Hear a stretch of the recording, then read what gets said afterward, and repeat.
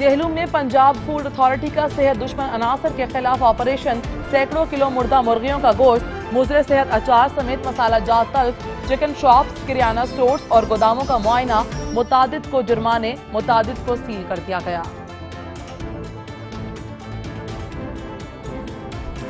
جہلم میں Punjab food authority نے صحت دشمن عناصر کے خلاف آپریشن کیا۔ فوڈ اتھارٹی نے 110 کلو مردہ مرغیوں کا گوشت اور 105 کلو اچار سمیت مسالہ جات کو موقع پر تلف کر دیا۔ جہلم میں شہریوں کی جانوں سے کھیلنے والے عناصر کے خلاف کارروائیاں تیز کر دی گئیں۔ ڈی جی فوڈ اتھارٹی کی ہدایت پر فوڈ سیفٹی ٹیموں نے چکن شاپس، کریانہ سٹورز اور گوداموں کا معائنہ کیا۔ سوہاوا میں کارروائی کرتے ہوئے گودام سے مضر صحت آچار برآمد کر کے موقع پر تلف کر دیا گیا۔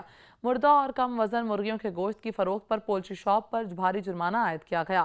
ممنوع اشیاء کی سٹوریج اور قواعد و ضوابط کے خلاف ورزیوں پر 3 کریانہ سٹورز کے خلاف کارروائیاں کی گئیں۔ D G Punjab food authority کا کہنا تھا کہ معیاری خوراک کی فراہمی کے لیے ہر سطح پر کڑی نگرانی کر رہے ہیں۔